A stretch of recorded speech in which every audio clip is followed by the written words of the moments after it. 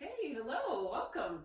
I'm Margie Clifford, and I'm going to be offering a little facilitated practice today for when you are so busy and you need to do yoga, but you can't and you want to. So I don't have any props, I haven't changed my clothes, and we're just going to do a few movements and mindset techniques together that I hope will help you to harness and use the energy that you've generated, or maybe others around you have generated, and really enjoy finding your center and your power in the midst of it. So if you'd be willing to stand, if you're not already standing, and just get into your feet. Traditionally, we practice yoga without socks or shoes on because we get a lot more information from the soles of our feet. So if that's possible for you right now, great. You can take your shoes and socks off. If not, you can keep them on. And let's just then kind of get into our feet by stomping a little bit, by stretching, maybe rocking back and forth from heels up onto the balls of the feet. And you can be close to a wall or a piece of furniture. That would actually be really helpful so that this doesn't become too much of a balance thing. And you might see that I'm also tipping my pelvis and my spine back and forth. And you can do as much of this or as little of that as suits you. We're just waking up the feet, again, stomping a little bit and orienting to standing. So once you've done that, gotten into your feet a bit, have a little sensation, let's give the arms a bit of a shake. Shake the hands out, bend and straighten the elbows a few times. You can even sometimes, if it can feel good, to do this kind of flicking action with the fingers. So you can flick. Sometimes if you have extra energy, if you're a little agitated, to kind of fling some of that energy away can feel good. So, and I'm just kind of swaying and moving my feet around. You might be doing the same. I'm starting to feel a little heat in the muscles of my arms, so that seems okay. And maybe I'll do one or two more of these like flicks of energy, movement in my arms and fingers. And then I'm gonna do a big sigh and drop my arms. And I'm gonna do that a couple of more times and invite you to do it with me. And I'm actually going to really demonstrate the difference between dropping the arms with a sigh. I'm going to lift them first with an inhale and then drop them with a sigh. And I even drop my shoulders and drop my head a little bit.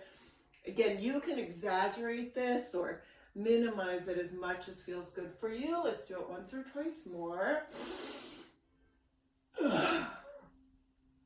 You get extra points if you grunt or groan here too, so don't be shy about verbalizing if you can.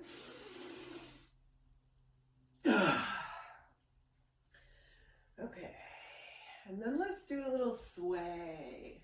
Take your feet a little wider apart, maybe bounce or bend your knees a little bit. Maybe you feel some sensation in your ankles. And again, the hips are swaying back and forth. And let's just add a little sway with the arms. And then a little pivot. So we'll pick up one heel and use it to help kind of propel us in one direction and then in the other. And again, you decide how big or how small this movement is. You might be just right here. You might be way over here. And you decide how quickly or how slowly you move. and not just your mind, your body as well. So if you're not sure, you can try something a little smaller, compare it to something a little bigger, and find what's like, okay, this is my lane. This is the right speed for me. We'll do 1 or 2 or 3 more of these, and then stop and kind of stomp a foot down, flex your wrists and kind of press your hands down.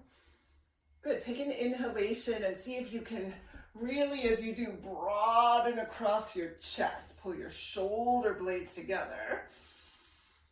And then relax that effort. So you're still broad. Your arms and legs are still extended downward, but there's not so much tension. Okay, and then if you have a wall right next to you like I do, you can use the wall for a little bit more feedback for this next one. If you don't have a wall, then you don't have a wall. Not a problem. We're going to extend one arm up overhead. Sometimes I call this fruit picking pose. It's like if there's a piece of fruit way up there that you can just barely reach and you're on your tiptoes, or at my house it's the tallest shelf in the cabinet. You know, you're reaching.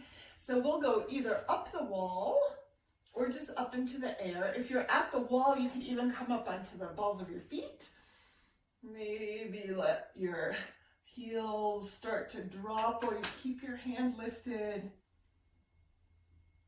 Good. Be there long enough that you can really start to feel the movement of your breath into the side of your rib cage, and maybe you even feel some length in the side of your hip. And then release. It's always good, I think, to do a little refresh, a little shake in between movements. So if you find that's helpful too, you can do a little reset.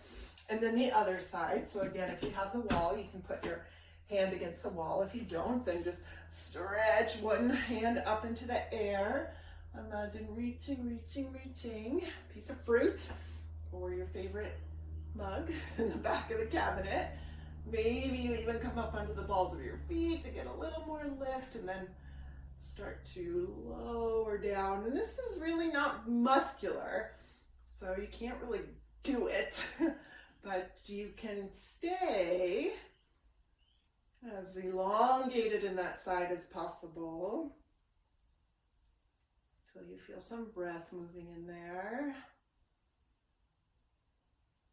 And then release. Okay, and again, we might do a little shake. And then for this one too, it may be helpful to have a wall, but if not a wall, another piece of furniture would do. A doorway is fine, a table, countertop, couch would be fine. We're going to put hands against something. So again, that could be the countertop, it could be a couch, it could be the wall. And then we're going to step the feet back and pull the hips back away from the hands until we stretch out and open the armpits. And I have my hands here on the wall higher than my hips. I might walk them down lower if I find that my hamstrings are long enough. I'm also swaying a little bit from side to side so I don't get stuck in a place of tension. And so this can be quite dynamic. It's just bringing more awareness into the back of the body, into the shoulders. Now give a good push into the feet, push into the hands, breathe into the space between them, and then lift your shoulders up and walk your feet forward. Now, depending on what you have found to use for support, you might be gripping your fingers. If you're using a chair, you might be gripping your fingers on the side of the chair. You might be like leaning into a counter, but we're going to use a little bit of our strength in our arms, this time with hips neutral. So there we had the hips hinged. Now we'll keep the hips neutral. So I'm just going to be standing in front of the wall with my hands on the wall. It's kind of a standing plank. And if you're very familiar with and very comfortable with a plank position here on the floor, you could do that as well. But we want to really maximize our ability to push into our hands and push into our furniture or our wall or the floor. So see if you can find just the right position. I'm standing a little bit behind my shoulders so that I can also kind of lean. So I'm leaning and I'm pushing. And I'm gonna push for 5, 4, 3, 2, 1. And then I'm going to push off of my hands and come up to stand. So my shoulders are right over my hips. Good, let's take both arms up overhead. Remember how long we could get in both sides of the body with the fruit picking position. And then stomp, stomp, push the palms towards the floor. Breathe across the chest and then relax the effort. Let's do it one more time so we can kind of get that sequence together. So hands out in front of the shoulders, could be on a piece of furniture, even down on the floor. Good, pushing into the hands. Really feel the pressure of your weight pushing into the wall, pushing down into the feet. And let's very actively push for 5, 4, 3, 2, 1. And then push to the pads of the fingers. Stand upright. Take a full long breath. And then maybe one more little shake out. Okay, let's do a little bit more for kind of resetting or shaking out the system. And you can do it however you want. So I'm doing both a little bit of shaking and a little bouncing, a little hopping. You might have liked doing the stomping. You might do a little more stomping or swinging your arms and kind of marching. Let's do this kind of just random, frenetic movement for 5, 4, 3, 2, 1. Stomp, stomp, inhale, and exhale. Good, 2 more of those. Inhale, and exhale. Last one, inhale, and exhale. Okay, once more, we'll turn towards the wall or the furniture if you're using it. Also could be the floor, but I really want to encourage you to consider how accessible these practices can be. So say you're in an airport, or you're in the family room, so we can just kind of squeeze up to a little piece of wall. We're going to do that pushing exercise again, but this time we're going to put one foot back. So you can take whatever foot back you like first, the other foot forward, and then bend the front knee, keep pushing into the wall. 5, 4, 3, 2, 1, and switch legs. So other foot back, other foot forward, bent knee, very strong in the arms, push. 5, 4, 3, 2, 1. And both feet together now. One more push, both hands, symmetry. 5, 4, 3, 2, 1. And then step both feet forward. Relax your arms down. If you're at the wall, turn to face away from the wall. Let your body have a little shake off. If your wrists are giving you some feedback about their effort, or your hips or shoulders, a little bounce, a little swing. Okay, and then leaning back against the wall. You could even be sitting on a chair or leaning back on a counter or a couch. Feet are about hip distance apart. They're as far away from the wall as you need them to be so that you can really comfortably lean against the wall. Straighten your legs. And then we'll just use the hands against the fronts of the thighs. If you happen to have a belt or something, you could use a belt. But we'll just use the hands to push the thighs back. Then we're going to let the upper body, including the hips in this case, tilt forward. Just till you get to a point of stretch. Let your hips kind of glide up the wall.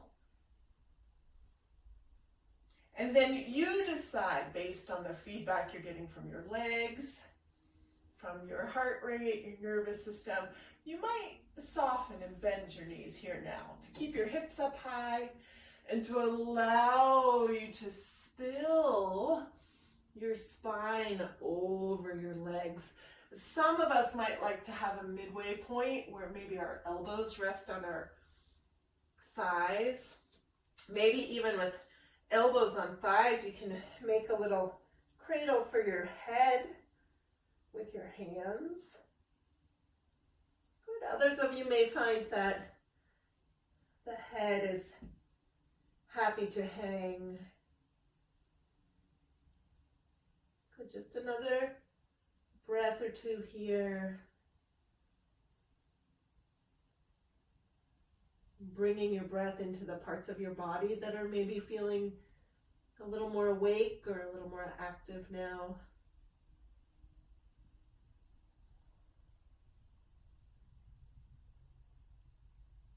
And then if you are at a wall or leaning on a counter, bring your hands up towards your hips and just ever so gently push the wall away so your hips come off of the wall and over your heels.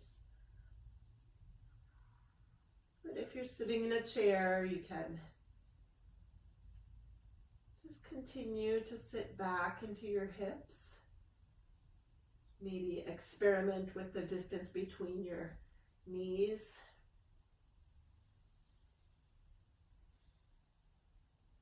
Okay, let's just exaggerate then the next couple of inhalations. Let the inhalation start to lift your heart and your shoulders. You might have your fingertips on the floor underneath your hands for support, or again, maybe your elbows up on your knees, or maybe even your hands on your knees at this point.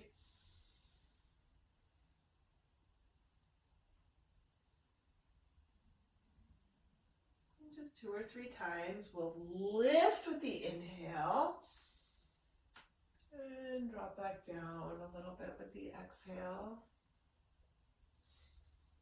Good, until we ultimately will make our way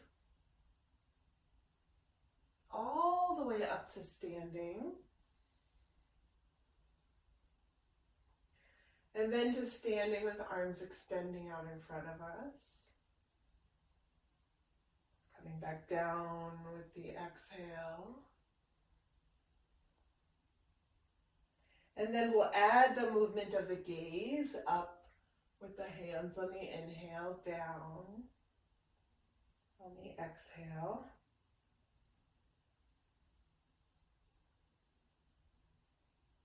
And then we'll let the front of the body extend a little bit by shifting our weight towards the balls of our feet. We started all the way back there with it at our heels. Now we shift to the balls of the feet. Maybe The hands reach back behind the shoulders. If the wall is at just the right spot, you might tap the wall. You might adjust where your feet are, either bringing them closer to or farther away from the wall so that it is at just the right spot. And again, you find just the right size of the movement. Maybe it's very small, maybe it's just your eyes up and down, maybe not your whole body. And just the right pace.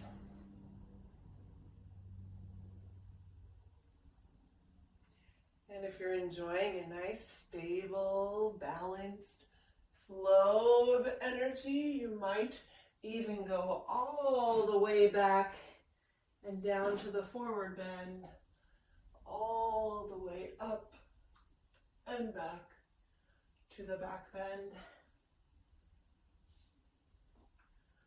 Just one or two more.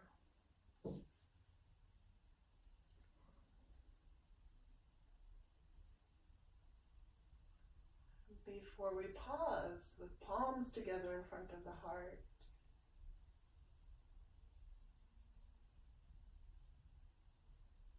And pause for a moment after each movement of the breath. So we inhale and pause.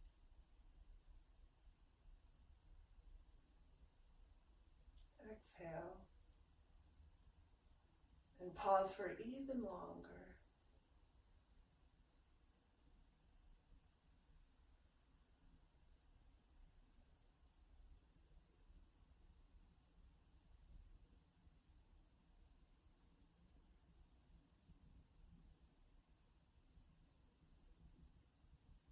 Let the movement of the breath be very subtle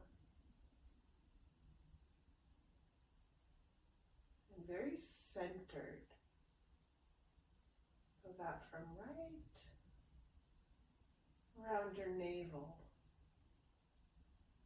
there's just a little expansion when you inhale before you pause, and then a little contraction as you exhale before you pause again for even longer.